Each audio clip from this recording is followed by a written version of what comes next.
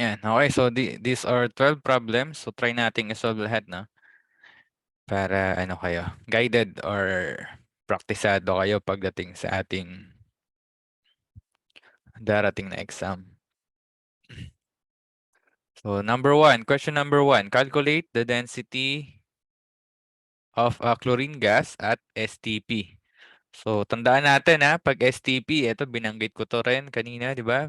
Pag sinabi nating mga previous nating topic, pag sinabi nating STP, okay, di ba? Yan ay 0 degrees Celsius and 1 atmospheres or 1 atmospheric pressure or 1 atm. Pare-parehas lang naman. Ayan. So automatic, meron na tayong given dyan. Anong hinahanap? Density. So kanina dinerive natin yung density. Paano ng density? PV equals, di ba yung N, pwedeng gawin natin yan ng mass over molecular weight, RT. Okay, so kung meron kayong questions, raise lang yung hand. No? Paano natin gagawin density yan? Magiging D equals pressure multiplied by molecular weight, number 1 natin, divided by RT. Okay, so ganyan natin mako-compute yung density. Substitute lang natin yung mga value. So 1 atmospheric pressure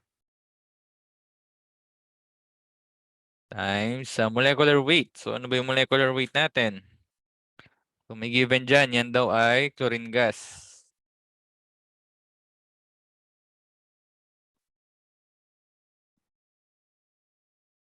Okay? So ano yung chlorine gas natin? Cl2. Ano sa periodic table yung chlorine? Chlorine is 35.45 yung kanyang atomic weight. No? Gram per mole. Kaso dalawa yung chlorine natin dyan. Tingnan natin, dalawa. Baka makalimutan nyo yan. Huwag nyo agad i-input na 35.45 lang. Okay? Since dalawa yung chlorine natin, multiply natin yan by 2. So, makukuha natin dyan is 70.90. Divided by R. Anong value ng R? 0.08201. Multiply by temperature. Yung temperature natin, dun sa STP natin kinuha, 0 degrees Celsius, 1 atmospheric pressure. Therefore, gamitin natin dyan is 273. Okay? Then, proceed tayo sa computation niya. Pwede nyo akong sabayan. 70.9 divided by 0.08201 times 273 is 3.17. Okay. Therefore, yung density natin is 3.17 gram per liter. Okay? So, ganun natin compute yung ating density. No? Tandaan natin yung mga formulas na yan and kung paano mag-derive ng formulas. Okay, question number 2. Calculate the rate of diffusion. Yan, rate of diffusion. So, and which of the gases diffuses faster? So, alin daw ang mas mabilis? So, anong gagamitin natin na formula kapag rate of diffusion? Graham's law. So, ano yung Graham's law natin? R1 over R2 equals square root of molecular weight of 1 over square root of molecular weight of 2. Okay, pwede naman pagsamahin din yan. Baligtad. Molecular weight of 2 over molecular weight of 1. Pwede naman pagsamahin sa isang malaking square root yan. Pwede din. Same pa rin naman yan. Yung kalalabasan yan. So, calculate lang natin. Ano yung molecular weight of 2? Sabihin natin sa NO2, yung ating number 2. Molecular weight of NO2 is 14 ang nitrogen, 16 ang oxygen, plus 16 pa ulit kasi dalawa yung ating oxygen. So 16 times 2 is 32 plus 14 for the nitrogen. So that would be 46. Okay, so equals square root of 46 divided by yung C2H6 natin. So So, 12 times 2, kasi 12 ang atomic weight ng carbon. So, 12 times 2,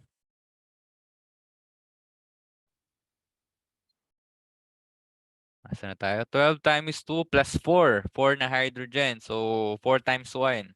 So, 12 times 2 plus 4 is 28. Ayan, okay.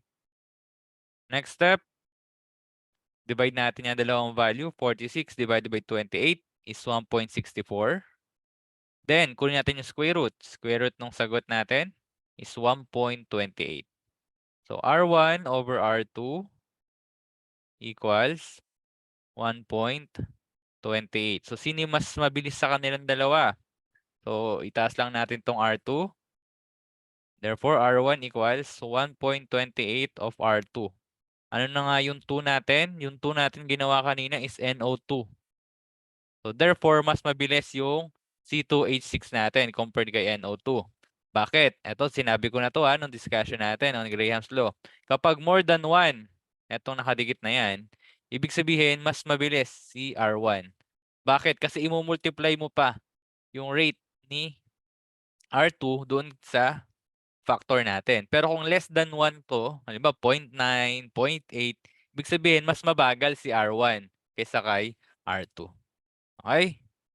Next, I hope gets number 3. Ito medyo mahaba itong number 3 natin.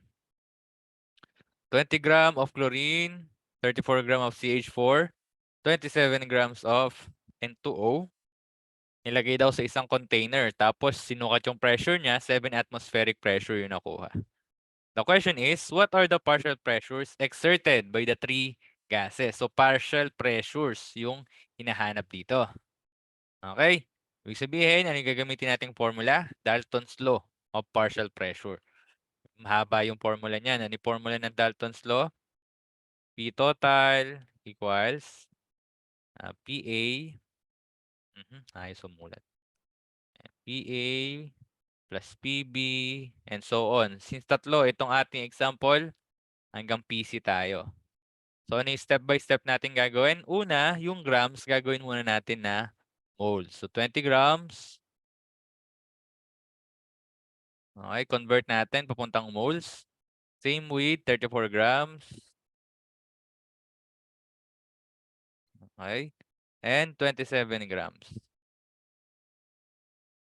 Paano natin ko-convert? Papunta sa mole. So, i-divide natin sa kanilang...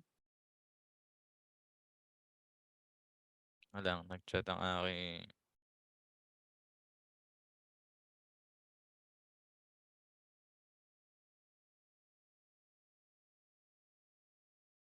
Wait lang May nag-chat lang na faculty.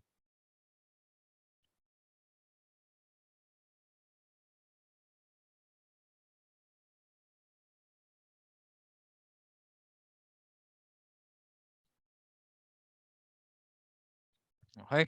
So, yan. Okay. So, yung grams convert natin napunta sa mole. Paano yun? Di-divide natin with the molecular weight. So, ano ang molecular weight ni chlorine? Kinumpit na natin kanina, 70.90. Molecular weight ni CH4. So, 12. 12 yung carbon. Isa lang. Plus, 4 na hydrogen. So, 4 na hydrogen, magiging 16.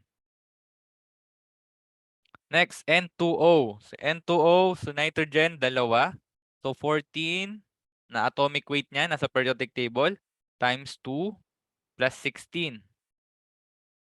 So, 44. And convert lang natin. So, divide lang natin with their molecular weights. So, 20.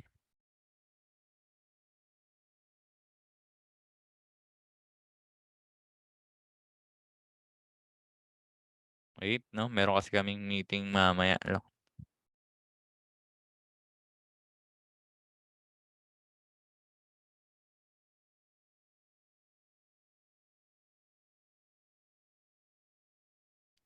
20 divided by 70.9 is 0.28 moles. Convert na natin into moles. And then, 34 divided by, ano ko natin dyan? 16. That is 2.13. Next, 27 divided by 44 is 0.61.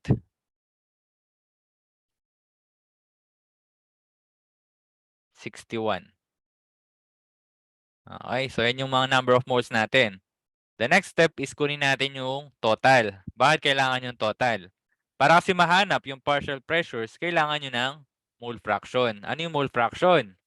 Mole fraction, parang percent lang yan. Hindi mo lang i-times sa 100.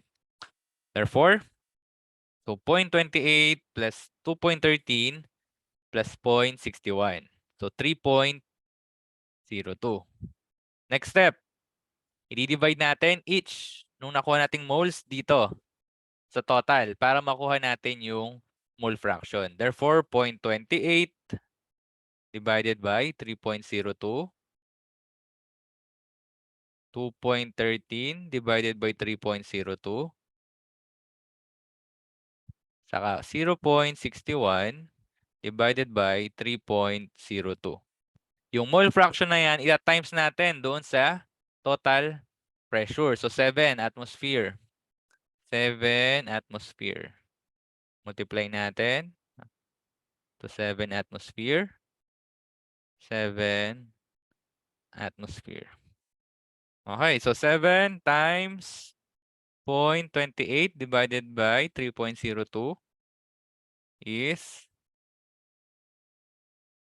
0.65. Yan na yung pressure natin, 0.65. Then, 2.13, divide natin with 3.02. That is 4.94.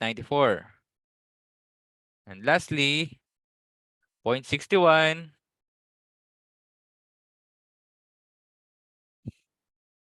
0.61, divide natin. Makuha natin dyan is 1.41.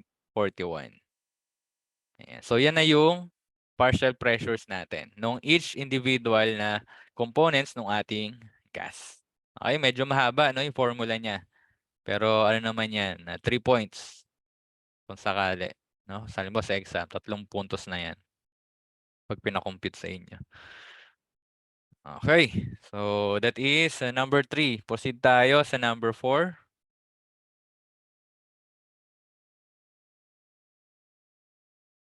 A diver collecting samples at depth of 120 meters. So nasa ilalim siya ng tubig.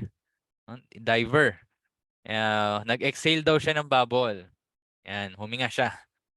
So at that depth or lalim, yung volume ng bubble is 110 ml. Sa ganong kalalim daw, yung pressure is 11 atmosphere. If we assume that the temperature is constant, what will be the volume of the bubble when it reaches the surface of the ocean? So in this problem, gagamitin natin relationship ng pressure and volume. Therefore, Boyle's law. So, di ba, Boyle's law. Sabi ko nga sa inyo, pwedeng combined gas law yung tandaan na lang ninyo, di ba? Tatakpan nyo na lang yung ibang parameters na constant. So, what will be the volume of the bubble when it reaches the surface of the ocean? So, at the surface of the ocean, dito kasi hindi binanggit kung ano yung pressure at the surface of the ocean. Pero yeah, normally kasi, no, 1 atmospheric pressure, yung above sea level. Okay? But pag ako nagbigay ng problem, as I've told you, ibibigay ko yan. Okay? Ibibigay ko kung ano yung unit. Kung ano yung given. Okay? Hindi ko hindi ko na ilalagay na ganyan na hindi nakalagay. Tapos kayo pa mag-iisip masyado. Okay? So, 1 atmospheric pressure yung gagamitin natin na initial volume. So, number 4. P1 V1 equals P2 V2. So, hinahanap is volume, final volume. So, therefore, V2.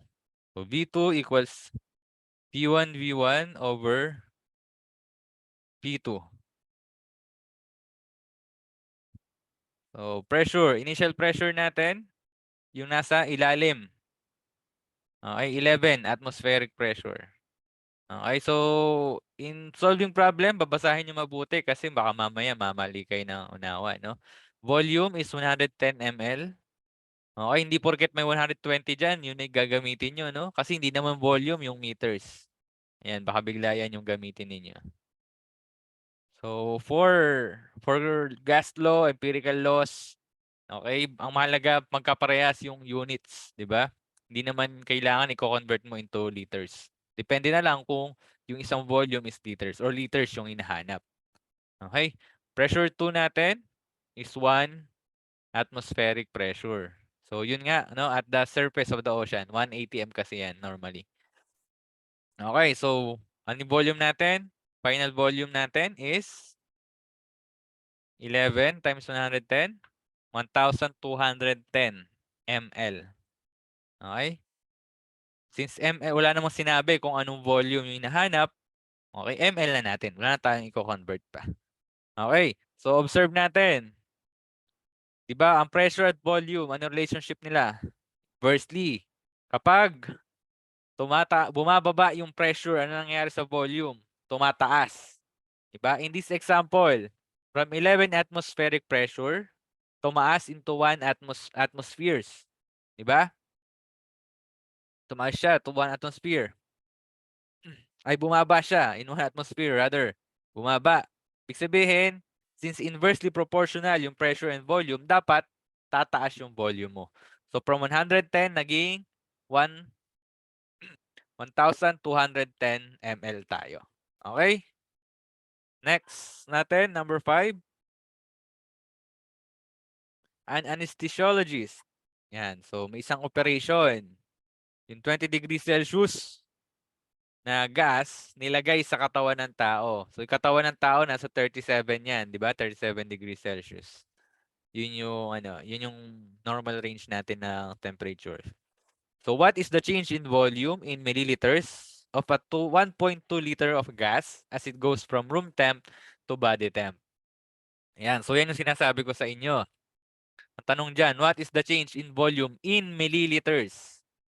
Okay. So, kasi ang makukompute nyo dyan, most probably is liters pa lang.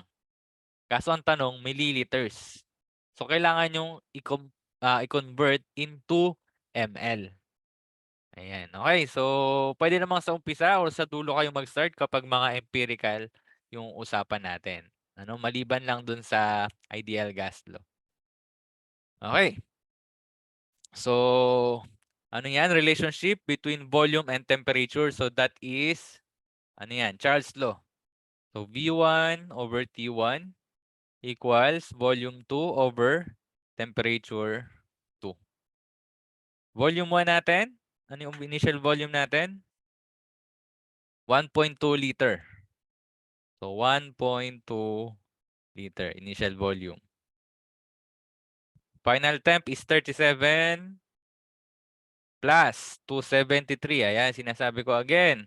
Huwag niyong kakalimutan na i-convert yung temperature into Kelvin. Divided by, ano yung nahanap natin? V2. Divided by T1. So, initial temperature. Ano yung initial temperature natin? 20 degrees Celsius. So, 20 plus 273. Okay. So, then proceed tayo dyan sa pag-compute. So, 1.2 times 37 plus 273 divided by 293. So, 1.27. Yung volume natin. Tapos na ba dyan? Hindi pa. Okay, yan ito yung pinapaalala ko sa inyo. Paulit-ulit kong pinapaalala. Liters pa lang yan.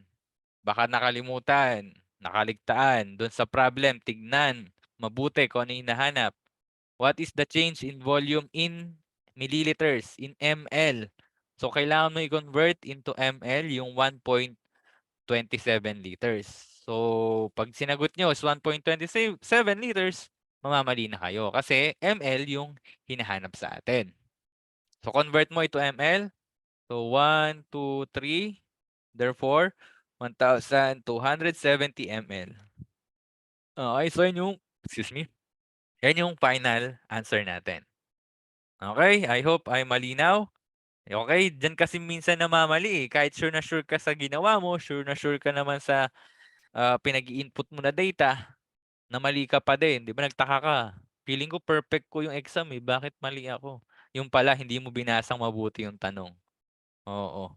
So, minsan doon nagkakamali, no? Kaya don't be overconfident kapag nagsasagot kayo. Basahin mabuti yung mga problems. Okay, number 6 tayo. Hydrogen gas is confined in a chamber at a pressure of 1.45 atmospheres and immersed in an ice bath.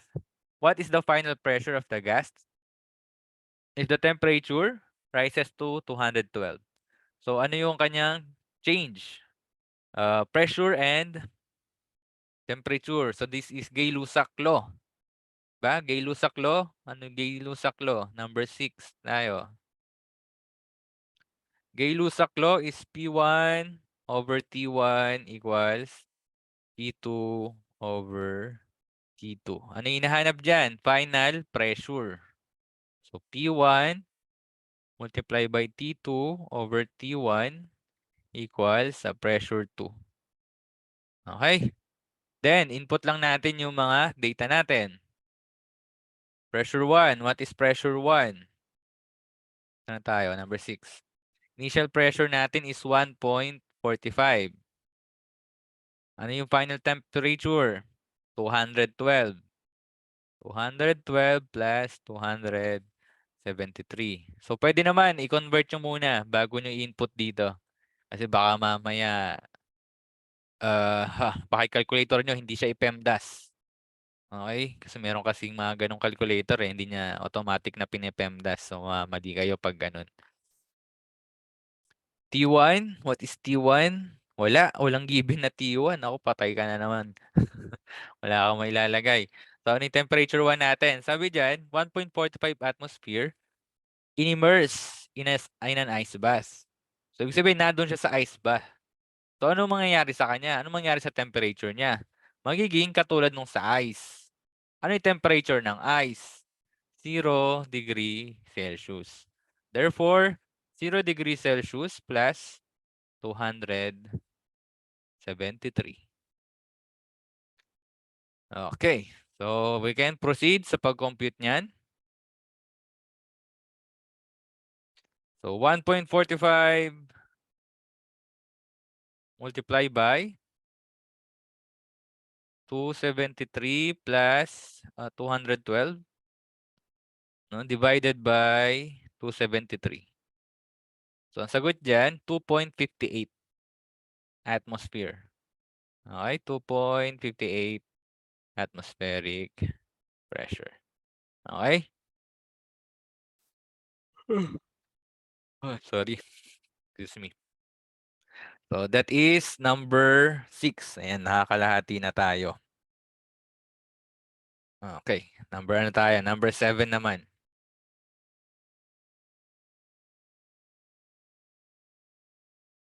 Number 7. Number 7. The gas present in electric bulb. So, yung nasa bulb natin, normally argon yung nakalagay dyan. Sabi dito, yung sample ng gas, ang pressure niya is 101 atmospheric pressure when the volume is 0.13 liters and the temperature is 35 degrees Celsius. What must be its temperature be?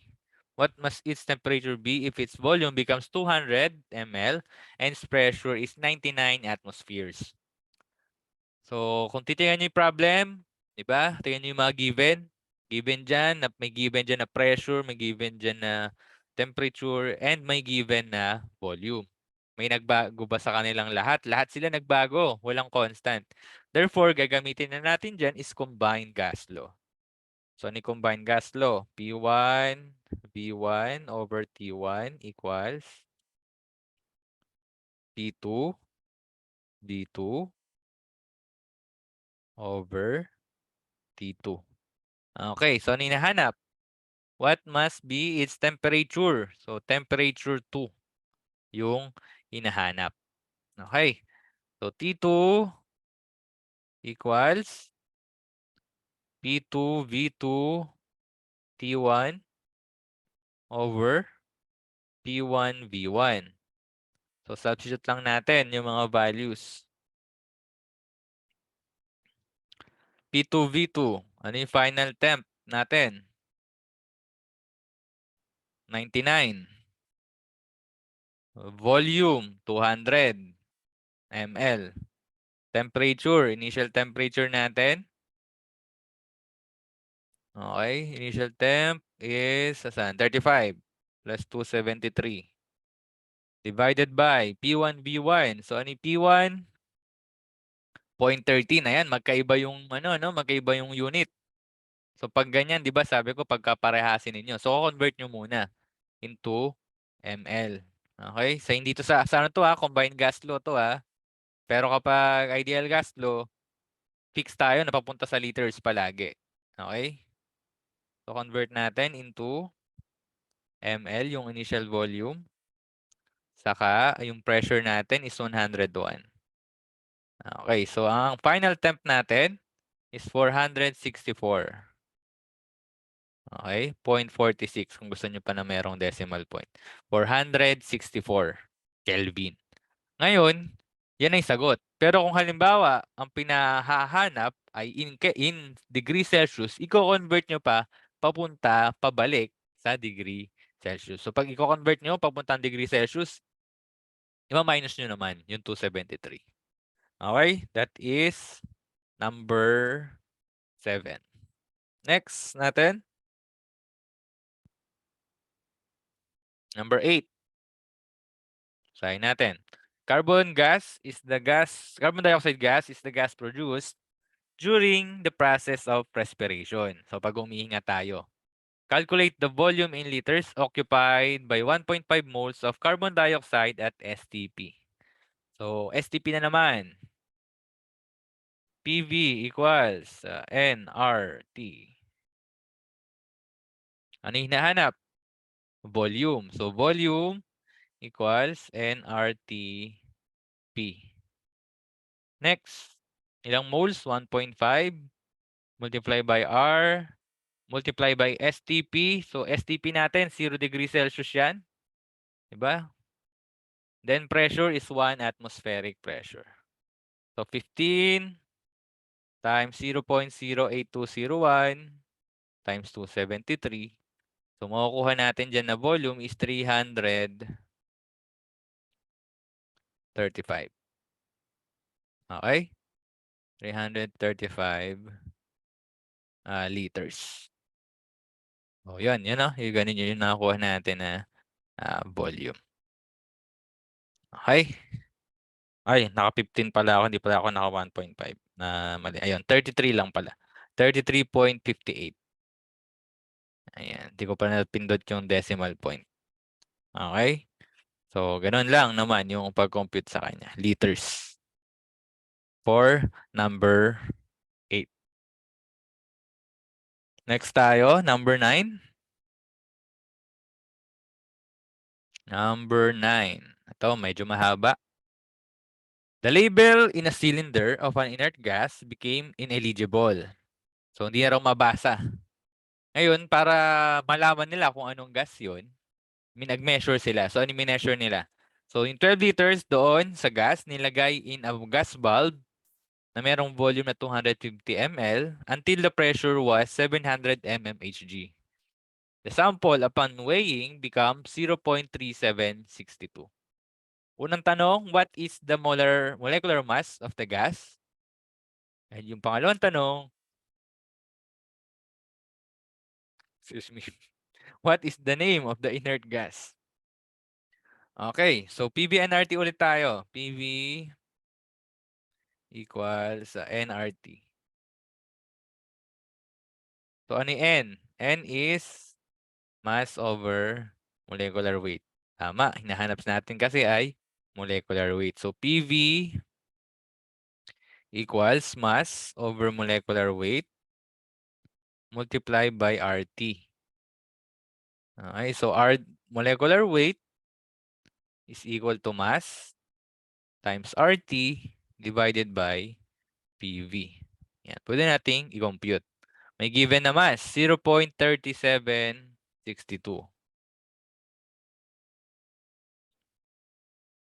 Okay? 0.3762 grams.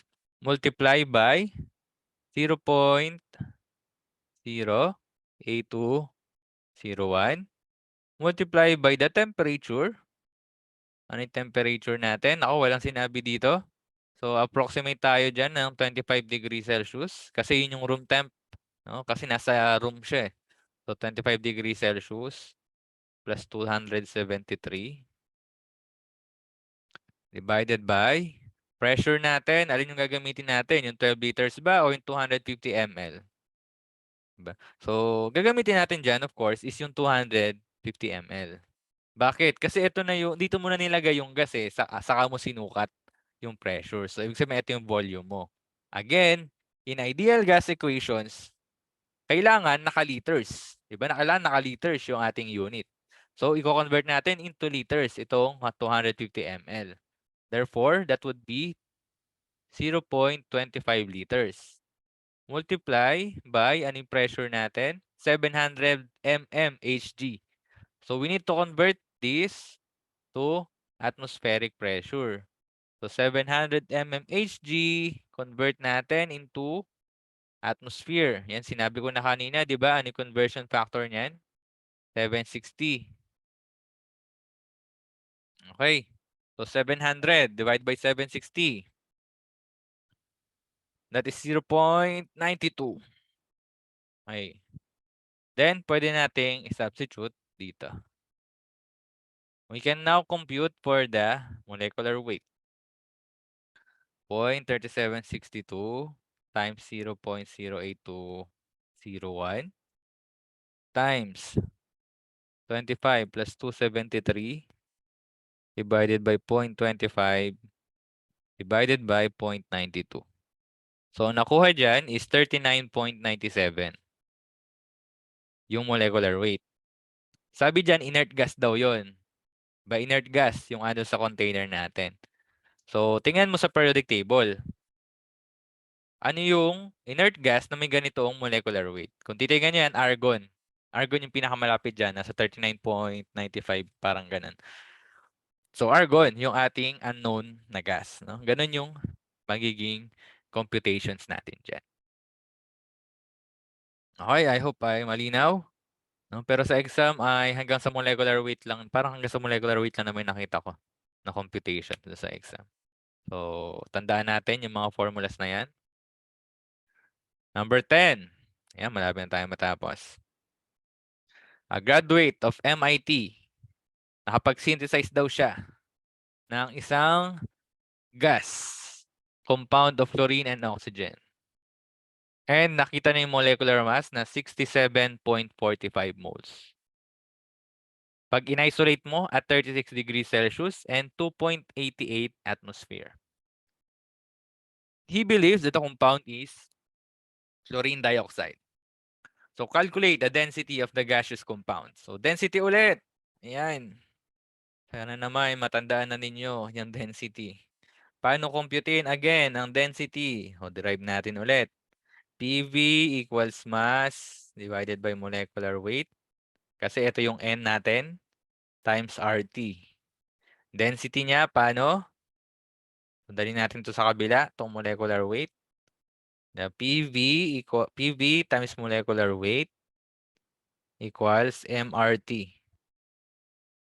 Next, pagsamahin natin yung mass and volume. So, divide tayo ng volume, RT. Volume, RT. Dito sa side na to, sa right side, makakancel yung R and T. Dito sa left side, makakancel yung V. Therefore, etong MV kasi, M over V, is density. So, density equals, eto yan. Diba? Ito yan. Ginawa na lang natin density. Density equals pressure multiplied by molecular weight divided by RT. Next. Substitute na natin yung mga given. Ano yung given natin? Pressure. Ano yung given na pressure? 2.88. Molecular weight. Sabi niya, 67.45 daw yung kanyang nakuha na molecular weight.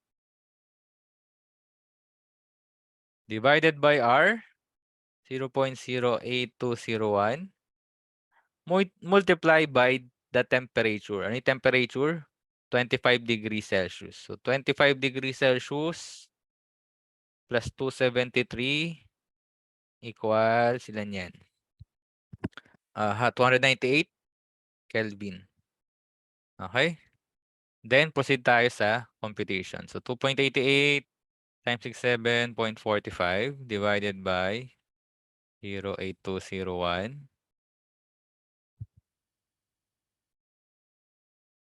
So, makuha natin dyan na density is 7.95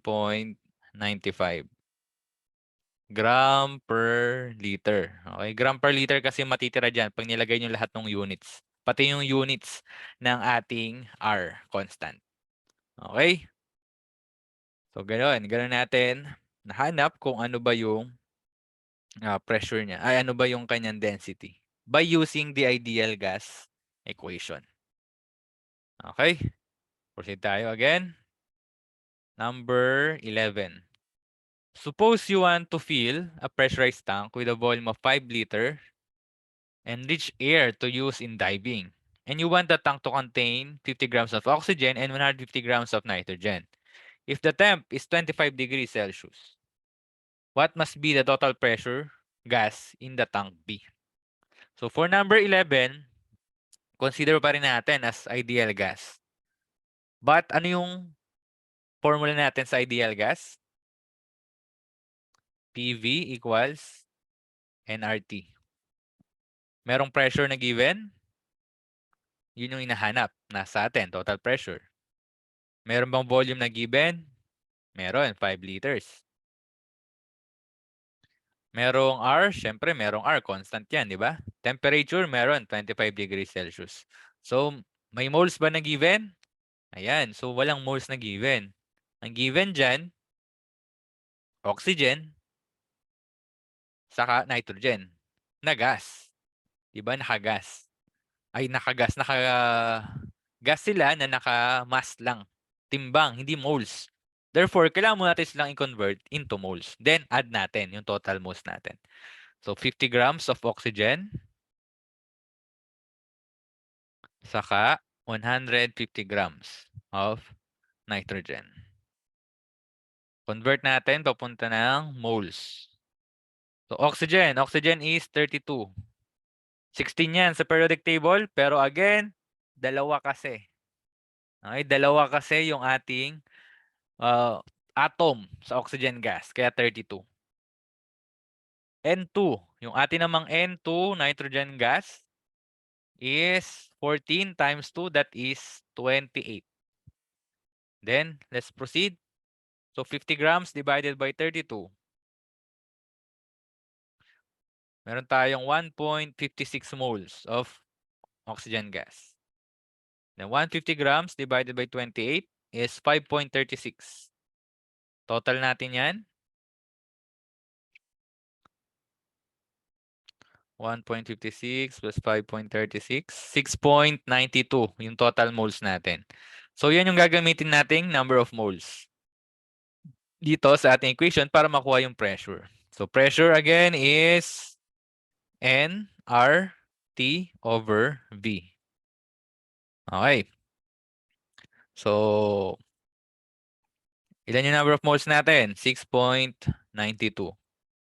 Multiply by 0.08201. Okay. Temperature, 25. So, 25 plus 273 is 298. Divided by the volume. Ano yung volume natin? 5 liters. Let's compute. 6.92 times 0.08201 times 298 divided by 5. So, makukuha natin na pressure dyan is 33.82. Okay? Atmospheres. Ayan, atmospheric pressure. So, yun yung nakuha natin. Okay? So, ganun, no? Total lang natin yung number of moles. Kung halimbawa naman, isa lang yung given na mole, convert mo muna siya from gram into moles. Okay? So, ganun ang gagawin kapag gram ang given. Pero, pinapakompute sa atin yung ibang value in an ideal gas equation. Okay? Next, last question, number 12. Ayan, so meron pa tayong number 12. The rate at which argon effuses through a pinhole is 4.5 ml per minute. At what rate will the hydrogen effuse through the same hole under similar conditions? So ano ang tinatanong dito? Rate. Okay, ano yung rate law natin? R, sabihin natin argon na lang, argon over R of hydrogen equals